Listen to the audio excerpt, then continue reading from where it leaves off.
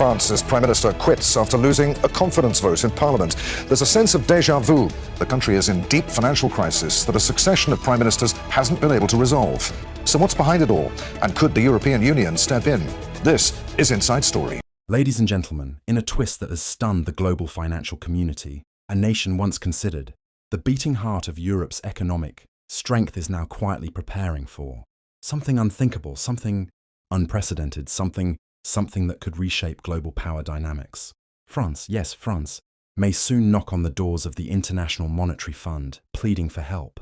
For decades, the world was accustomed to hearing headlines like Ghana seeks IMF bailout, Zambia negotiates debt relief, or Burkina Faso pressured to adopt IMF reforms. It was developing nations, especially in Africa, Latin America and Asia, who carried the weight and stigma of economic collapse. But today, the roles have reversed. The empire is now facing the fate of the colonies. The former colonial master is approaching the same institution it once pushed others toward. According to France's own finance ministry, the nation's public debt has climbed to an unimaginable €334 trillion. To put this in perspective, France now owes more money than the entire value of everything it produces in a year.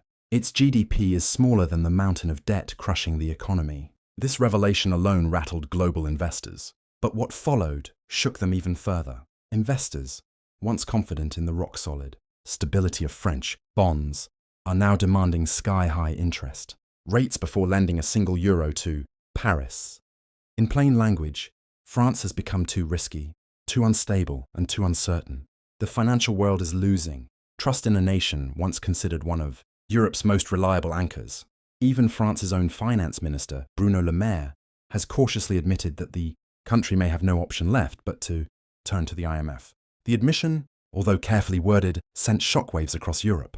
Because for France, a former empire, a global power, a permanent member of the United Nations Security Council, the idea of going to the IMF is not just a financial issue.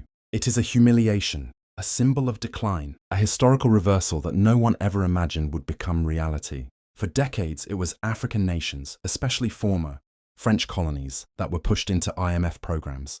These countries were forced to accept austerity, privatization, tax hikes, and deep structural reforms often dictated from Paris or Washington. But today, it is France itself standing on the edge of the same cliff. And it raises a chilling question. Is France, once one of the world's strongest economies, slowly sliding into the category of the developing nations it once lectured? Because when lenders consider you a high-risk borrower, when your debt surpasses your economic output, when international institutions begin preparing conditions for intervention, and when your markets react with panic, you cross a line between economic leadership and economic desperation. And France is standing on that line now, trembling on its edge. One of the only systems still propping up France's economy today is a relic from the colonial era, the CFA franc. Under this arrangement, 14 African countries are required to deposit 50% of their foreign reserves directly into the French treasury. This has quietly funneled billions into France's financial system for decades, giving Paris access to liquidity it desperately needs. But despite this hidden support, despite the fact that African reserves have helped stabilize the French economy for years, France is still drowning in debt. Imagine how fragile the French economy must truly be if, even with African foreign reserves under its control, it still edges closer to collapse. If African nations ever fully break free from the CFA franc system, France's economic pain would multiply almost instantly. But why have investors lost so much confidence in France?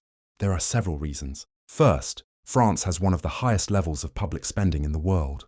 Social programs have cushioned citizens, yes, but they have also ballooned national debt.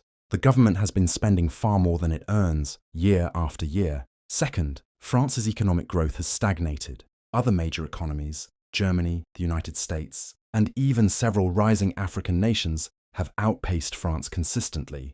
The country has steadily fallen behind, with little sign of recovery. Third, France's geopolitical influence has weakened sharply. Its long-standing dominance in Africa is collapsing. Military withdrawals, rising anti-French sentiment, political upheavals, and the emergence of new partners like Russia, China, and Turkey have undermined Paris's strategic presence on the continent. And fourth, France faces a severe energy challenge. While the country relies heavily on nuclear power traditionally, A strength, repeated shutdowns, maintenance issues, and rising energy costs have destabilized its energy sector and contributed to economic uncertainty. Together, these factors have created a perfect storm, a storm through which investors see no clear path. And if they do not trust France's future, they will not lend to France affordably. That is the reality today. So what happens if France does go to the IMF? The IMF has a long history of imposing strict, painful conditions on the countries it supports. Typically, these conditions include cutting government spending, reducing subsidies, shrinking public services, privatizing state-owned companies, raising taxes and enforcing austerity measures. These policies often reshape entire nations, sometimes for decades. Now imagine France, a nuclear power, a G7 nation, a permanent member of the United Nations Security Council, being ordered to cut pensions, reduce welfare programs, sell state-owned corporations, raise taxes, or slash public service budgets. It sounds impossible. It sounds absurd, but it is exactly the scenario France could face if it seeks IMF help.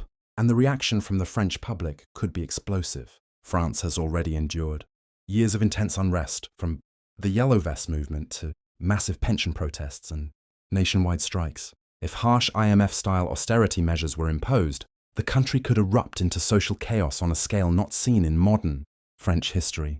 But France's crisis is not just France's crisis. It threatens global stability. If France, the second largest economy in the Eurozone, collapses or requires a bailout, the entire European Union could enter turmoil. The euro could weaken, investors could panic, European banks could become vulnerable. The ripple effects would be felt worldwide. For Africa, the consequences could be transformative. If France loses its grip on the CFA franc system, African nations could finally gain true monetary independence. Without the economic tether to France, West and Central Africa could redefine their financial future. A new era of economic sovereignty could begin. For the global financial system, an IMF bailout for a major Western power would mark a turning point in modern history. It would end the long-standing assumption that IMF crises are problems of the global South. Instead, it would signal that even powerful, wealthy nations can fall into the same traps of debt, mismanagement, and declining competitiveness. And that raises a larger question. Are we witnessing the beginning of France's decline as a modern empire? Empires throughout history have fallen not only through war, but through economic decay. Rome crumbled under debt, corruption, and weakening institutions. The British Empire collapsed after World War II, under economic strain and rising resistance from former colonies. Today, many analysts wonder, is France facing its own historic reckoning? Has its over-reliance on African resources finally caught up with it? Have decades of domestic mismanagement hollowed out its economic core? Is the French Empire, once proud, powerful, influential, slowly entering its twilight? As France moves forward, four possible futures emerge. In the first scenario, France swallows its pride and requests an IMF bailout, accepting painful austerity measures and deep structural reforms. This would stabilize the economy, but trigger massive political resistance at home. In the second scenario, the European Union steps in with a special rescue package, shielding France from IMF intervention. But this would require other EU nations to take on enormous risk, and many may resist doing so.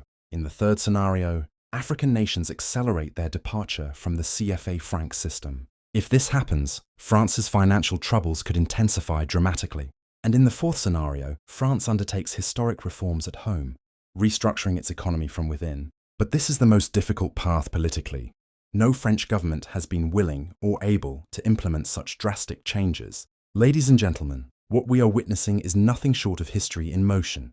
For the first time in modern memory, a Western superpower is standing on the edge of the same debt crisis it once blamed on. Developing nations, France, the former colonial master, now finds itself vulnerable, desperate, and perhaps on the verge of a fate once reserved for the colonized. Whether France rises from this crisis stronger or sinks into even deeper turmoil will depend on the decisions made in the coming months. But one thing is certain, the world will never look at France the same way again. This is not just a financial story. It is a story about power, pride, legacy, and the shifting balance of global history. And this crisis is far from over.